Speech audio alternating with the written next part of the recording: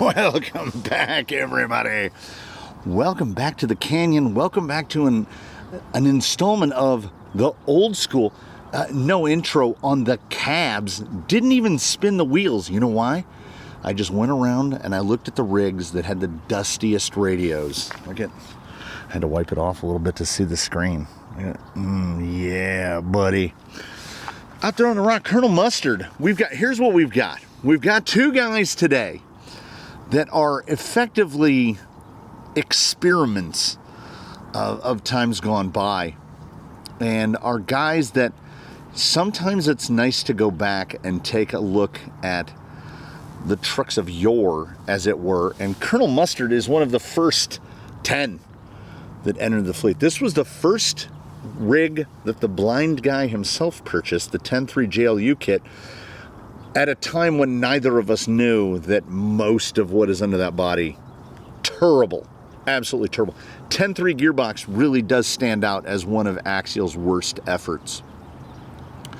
So then began the plan. He's still on AR-45Ps from the kit, and these are the AR-45Ps that made me develop a true distaste for the AR-45P. As such, he rides real high. He's upside down about half a body length from the camera. So these are guys that have been around long enough that we got to start looking at, like, in the short term, in the shortest possible, what are we doing? Like, what are we looking at? This is Diablo. Diablo is a UGRC Kleimenstein, at least still the rails. The servo mount never worked. The 3D printing quality was so low that it basically stripped out before it was installed. The 3D printed gearbox housing self-disassembled and exploded, so it's been replaced with the Creeper T FMM combo. TRX4 axles, because the Kleimenstein is built as a conversion for the TRX4. Was again another blind guy purchase, and I don't want to sound like I'm taking a dump on blind guy purchases, but it is because both of these are a bit more in the elder statesman, and you definitely learn. I hope that you learn as you go. I do not learn as I go, apparently, because I'm still making C.A.B.S episodes and nobody watches them. This has descended to become one of the least watched features on the channel. So if you're here right now, congratulations, you are a real one. They're both portaled rigs, and at the time, this was a portal house. We were doing a lot of portals. And in the fleet now, I want to say straight axles have now passed portals. There's more straight axles here than portals. And not gonna lie, this is a scenario where I could see both of these rigs, like just AR-45 straights on the Colonel, probably better overall. Okay, he got a neo-prime approach to that. So we would be remiss if we didn't give the Colonel the same opportunity. Diablo is significantly heavier. I'm going to say 1.5 pounds. His wheels are indeed brass, and we weighted him down a little bit in order to get if you buy those brass beadlocks off Amazon or AliExpress, you basically cannot run them as they come out of the package. They're like 250 grams each, which is about how much weight we would want in each corner total, including the insert and the tire. So they are just the brass rings and faces, and then the rest are all parts, and then we distributed all the other parts out onto other wheels to weight those up. So if you view it that way, it can be economical to buy those wheels at like $70, $80, $90 a set, because you basically can build 2 sets of wheels out of them. He has got a little tendency. I mean, here's the thing. Even if he does manage it, and he's not going to, not without, like, look at that raise. Now, this is the Endura skid forward-ish angled LCG chassis that is you can find on Amazon. Absolutely punished, coerced into chassis mounted steering. It did not want it. It fought it every millimeter of the way. The front link situation is nightmarish. Chassis never intended to be chassis mounted steering, and I bullied it there. So they both have room for improvement, I think, inarguably. I'm out here for me, perhaps more than anyone else. This is a tour of edification. And I think Diablo, probably the scoric cling inserts inside ruptures might have been the difference here. But we're going to do banana ball scoring. That way a tie is impossible. And because it used to be a score of 5 points per obstacle for a maximum of 25. Now we're just going to do who won that one and who lost that one. Diablo won this one and the Colonel lost this one. Diablo is up 1-0. Because, well, on the one hand, comparison might be the death of joy. Not always. I would argue not always. Sometimes what we want to see is, why does one thing do a thing better or worse than another thing? Get it? Get it. And I'm looking at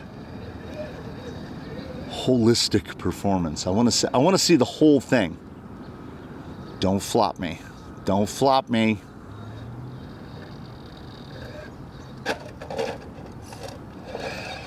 There is also a Furatech. There's a Furatech, what's the older one? Python? Lizard? Python. Lizard. In there, and it is questionable. It's functional most of the time. It does not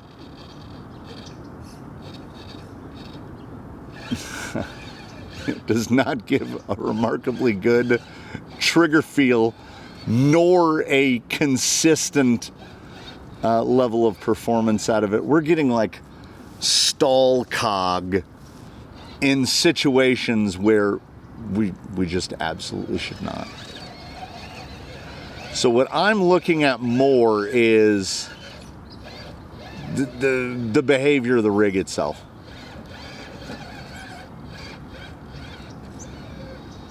It's the opposite of a belly dragger, Diablo is. Of all the chassis, of all the chassis that have passed through my doors, the Kleimenstein is up there in the let's not do that again.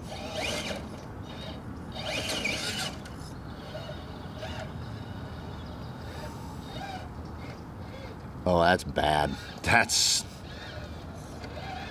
And it's not, despite that, you could almost drive another rig under him right there. That's not, he doesn't feel high. He doesn't feel tippy.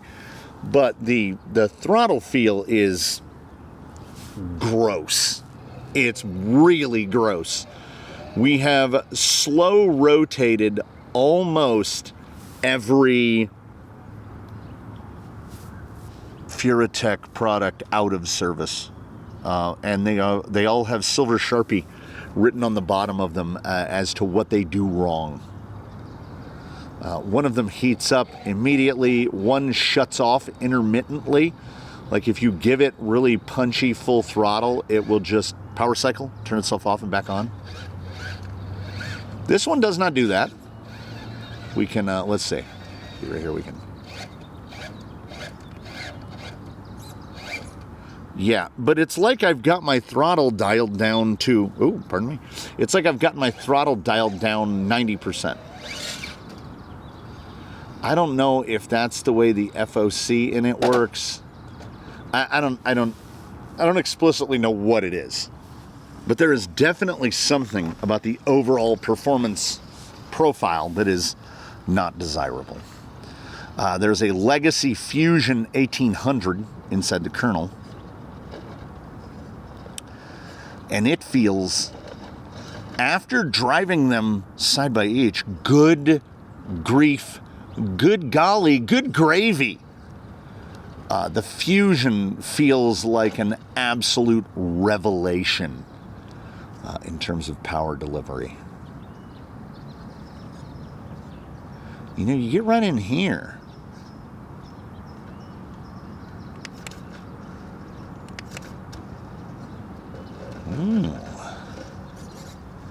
There is definitely a predictability to the kernel. Okay, not so much there. He's erratic, but he's definitely less erratic.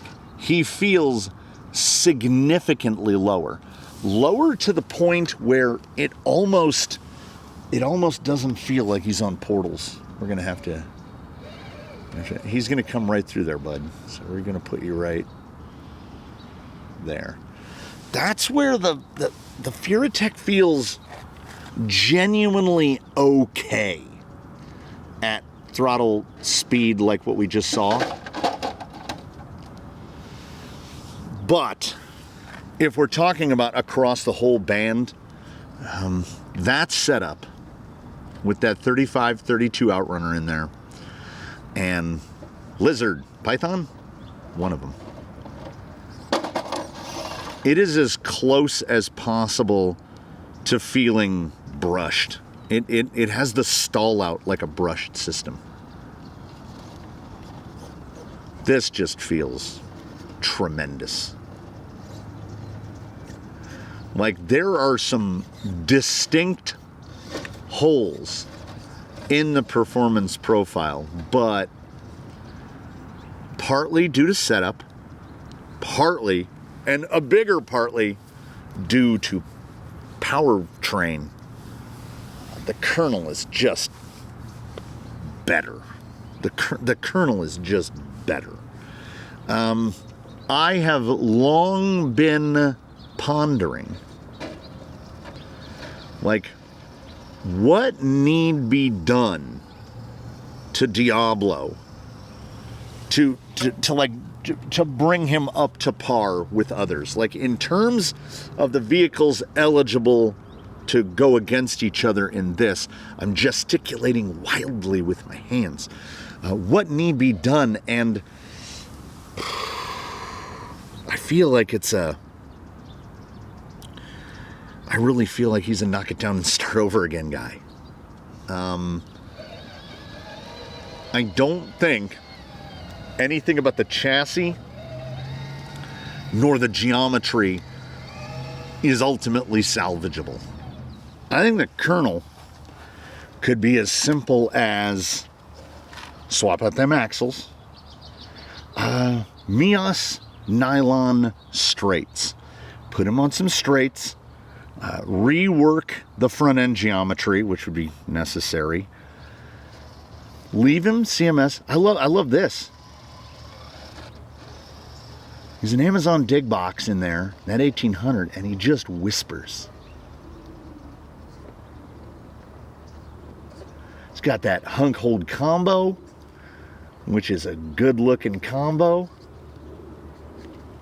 Don't pop. Don't pop. For somebody as skid forward as he is, it is really surprising to watch him go wave at the sky and then the axle's in. I don't explicitly know what it is about the AR-45P. I know that I don't like it. I use them begrudgingly, acknowledging that an F10P is basically the same axle.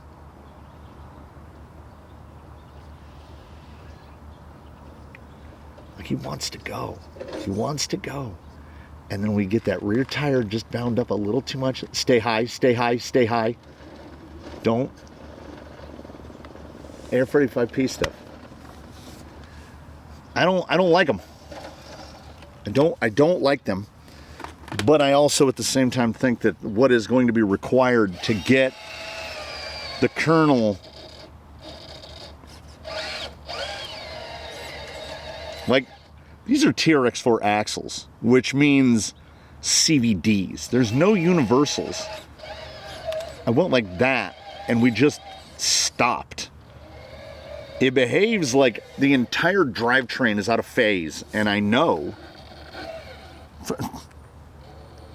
It's like it gets bound up on itself.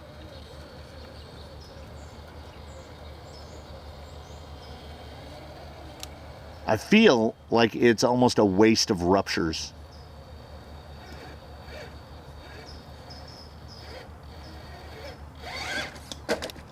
I would fully confess that I hack-bodged a front-end geometry together for the kernel, and yeah, he's a bit of an arm waver.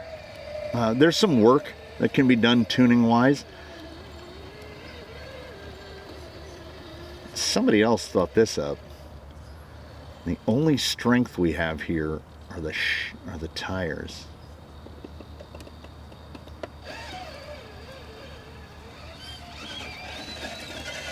I mean, at this point, a narrow lead here to Diablo. The kernel was better over there, so it's 1-1. This one is gonna, like, they're going to try to tie in the worst way possible, which is neither of us are really remarkably good at this.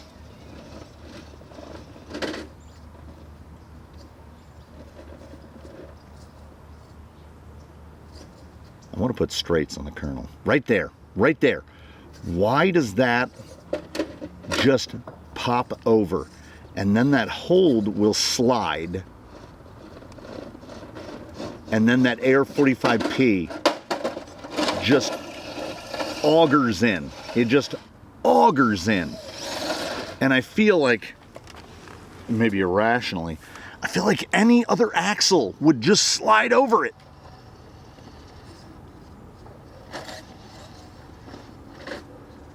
I don't know why he throws so high so readily. I mean, if this was a battle only of feel,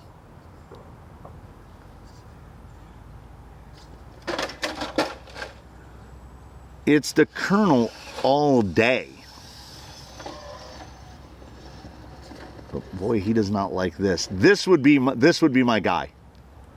Hans Booby would be the guy where the kernel, through whatever iterations he passes through, the requirement would be you make this. This is it. You make gate 5 or, because the whole is often more and or less than the sum of the parts. And while I do develop an affection for all of them, you can develop, the opposite. And it's not that hard to part the parts out into other vehicles. So I'm warning both of you right now.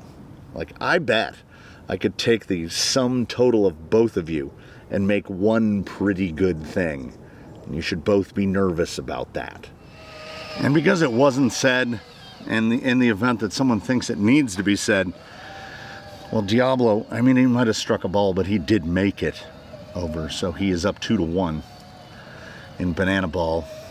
If I were giving these scores, I would give Diablo 3-3-2, and I would give the kernel 2-4-2. So it would be 8-8.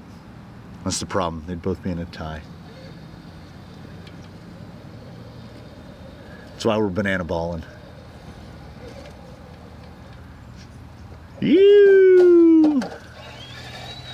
When it cuts, it really cuts. It is The fallaways are abrupt. I would change every single element of that geo.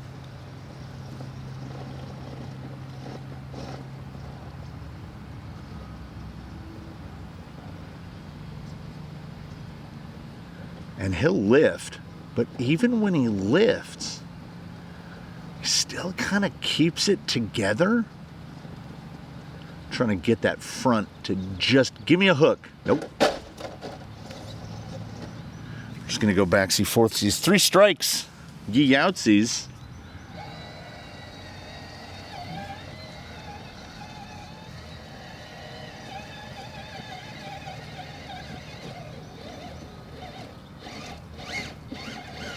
In some instances, it's clear that one of them is fitted with ruptures. And then in... Hello.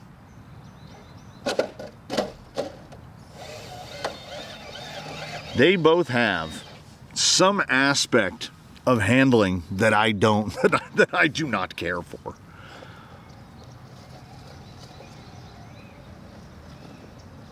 This is a double-edged sword, you know. As I go on, and as my journey continues, the desire to be iterative wanes. Why should we reconfigure and tweak and adjust when we can take what we've gleaned and just build something else that's better? Like, in my recent time on ghost rides, I've been significantly more successful with a wide range of platforms because I think I'm getting better at setting them up. So I learn and I don't. And it's possible to be 2 things at once. It's possible to learn and not learn, because here we are. We're in a C.A.B.S. Would it not be nice, though, to just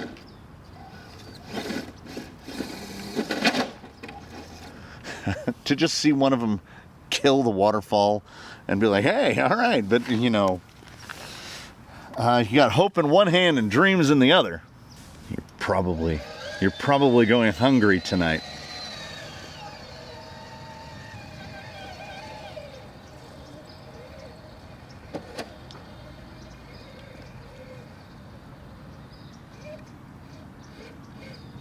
That ESC is almost certainly going to castall on us at a point that is less than desirable.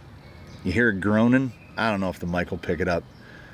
It is absolutely grunting over there.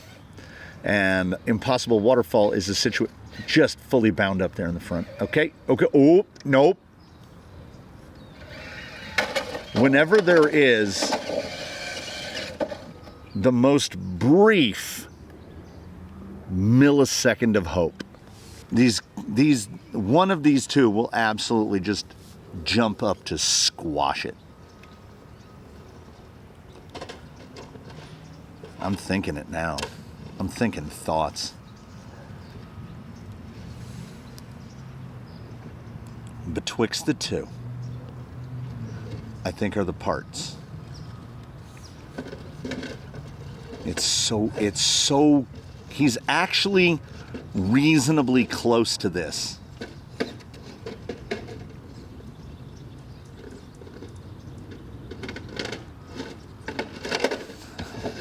Those holds really do have, like, I mean, I know what they are, right? They're bogger adjacent. They really do have some forward drive in them. My goodness. Like, you will turn those, they will close up like a camera shutter.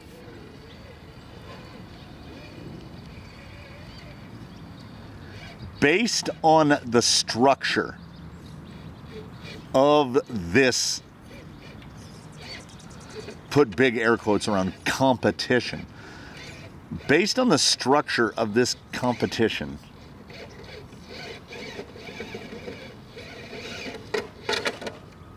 they're both taking home zeros on this one.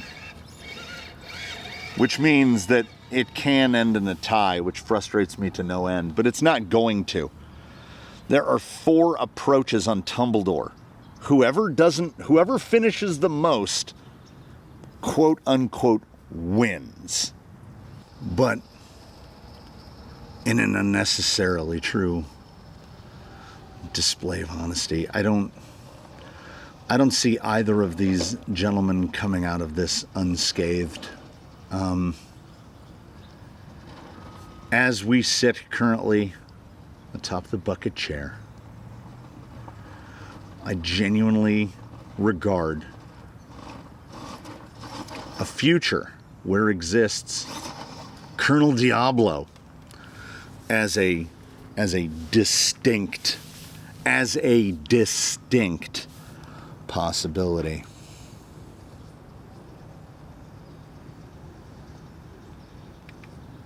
Diablo's body is a little bit more than worse for wear because he spends so much time flopping over. Colonel's body's in good shape. He's not a stellar descender.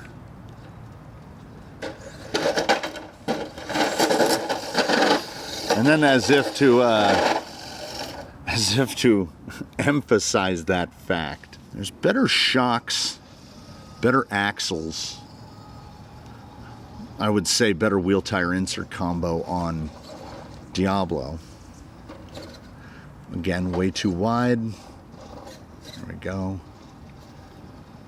Drivetrain and powertrain in the Colonel are superior on every level.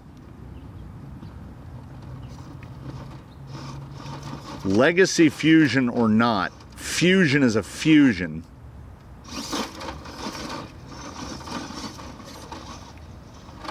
He's gonna okay. He's 2 for 2, and none of it was pretty.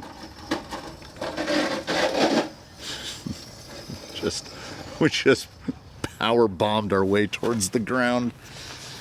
I don't even know if it's going to come to being like center cut. Can either of them even pass it? They're both hand wavers. They both want to put a tire in the air. This is not a scenario where that is desirable. Oh, Colonel. Finish it.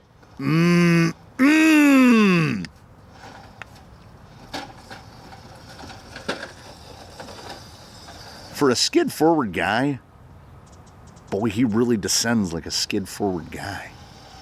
Like he's plummeting towards the ground.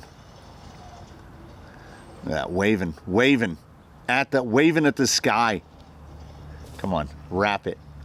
Show it. Show me. Show me your initiative.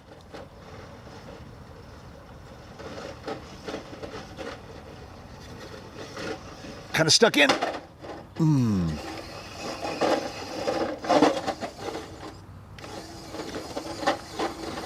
He is not an easy guy to do right. 3 out of 4. We could give him another hack. I'm kind of comfortable with 3 out of 4. My brain is already spinning.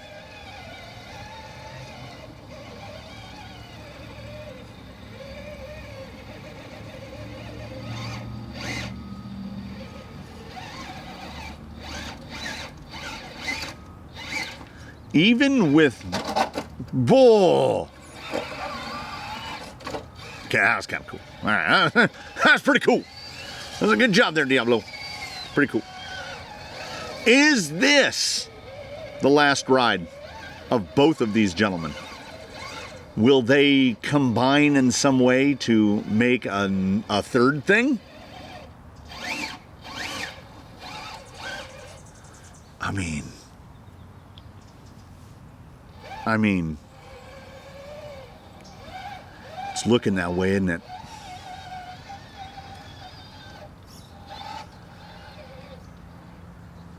Ignoring componentry, what I'm looking at is overall, in the overall performance profile of the two, the Colonel is a lot closer and I hate the axles that he's on. Like, ultimately, I think, from a purely competitive standpoint, I should not have to get up this often to turn these over, because they shouldn't be up. They should be rubber side down more of the time. It is, of course, ultimately solvable. Okay. You looked a little weird head on there for a second.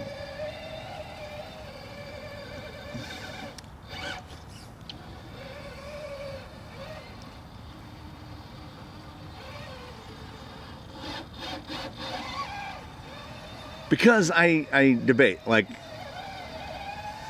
do I want to put straight axles under both of them? Is it worth that effort? I don't think it is. I think this is an instance of take the best from each and make that into a thing.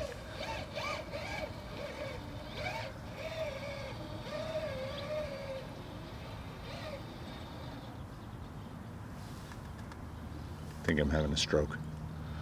I just saw a real, like, bright white movement of shape out of the corner of my eye. Look at that. Look at that. You're gonna do it, aren't you? You're gonna do it, aren't you?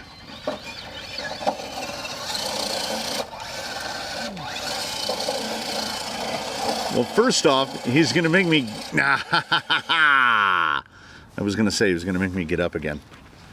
Oh, I did see something. He's gonna come out the tunnel. I don't want to accidentally... Wait, he went in. There he is. Spirit of the forest. Spirit of the forest. Going through the tunnel. When I said that there was every chance that these two were going to tie in the worst possible way, they have. They have. Nobody is the best at everything. But almost like a mirror of negative space. Whatever the Colonel is good at, Diablo's not very good at. And vice versa. Like, I would say, oh, it's 9 o'clock. I would say that Diablo did better at some aspects here and at Hannah Montana.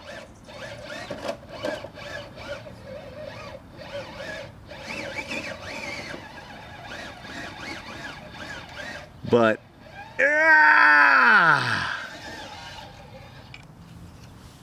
based on that, and based on the way scoring works, Diablo wins. Diablo wins the day. Geez, what? 3 points to 1? And that's why sometimes competition scoring is not accurate, right? Like, you see a result in a race, and it says this person finished first. So let's analogize with what we've just seen. Diablo finishes first, and Colonel Mustard finishes second, right? Out of 2. So when you hear second out of 2, you go, oh, well, and that's last place. Second out of 2 is last place. But overall, in terms of scoring, were we putting the conventional scoring on this? And mind you, remember, a bone average run on C.A.B.S would be a 15. I would call this at the end of the day like 18-16.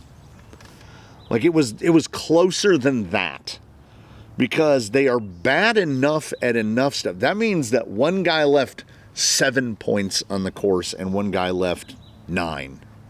That's a lot of points when you're only talking about 5 obstacle sections. So what I do is we clean them off, we take their batteries out, we put them back on their skids, and then we sit back and we reflect. We think, did either of them do enough? And I know it's starting to sound like C.A.B.S is becoming Thunderdome.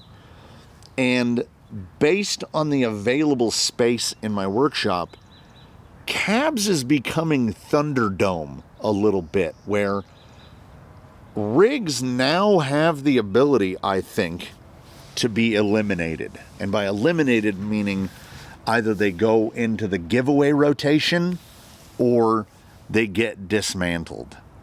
And as I sit here atop the bucket chair now, looking at a extremely squeaky narrow victory, and not in a good way, for Diablo, the part down and reconfiguration is right there in my mind.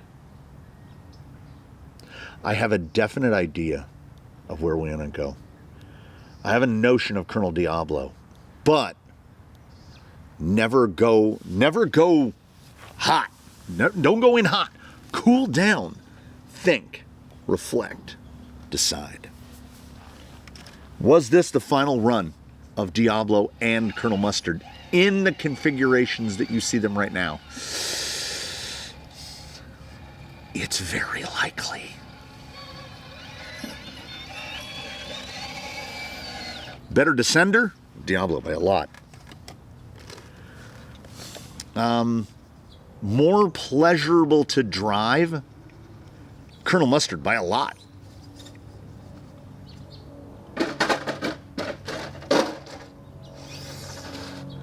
There are a couple of rumbly-tumbly boys, and here's the deal.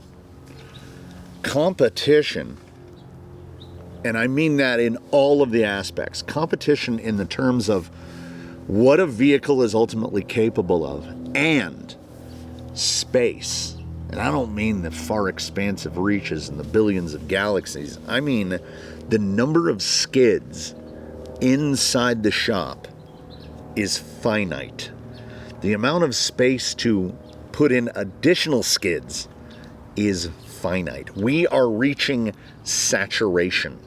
As it sits right now, there's room for about 3 less vehicles than the number of vehicles inside the workshop. So I want to keep building them because I love building them, and we keep building them better, I think. So these two kind of old guard guys might end up doing a collaboration in which 2 rigs enter and 1 rig leaves. And this might have been an installment of C.A.B.S where 2 rigs enter and 2 rigs leave, but no rigs return. I mean, time will inevitably tell. I would like to take the best aspects of them both and combine those into a good thing. The Colonel's got the quietness, like, this is why I take this opportunity to thank you so much for watching, everybody. Thank you for commenting. Thank you for being on the Discord. Thank you for participating in the live. If you're a member, thank you for being one. If you're not, consider becoming one. I hope that we meet again very soon, and I hope that in between now and then you will all do your very best. Have a good one, everybody. C.A.B.S might be Thunderdoming for a few weeks here. I'm going to look at the racks, and we're going to make uncomfortable decisions.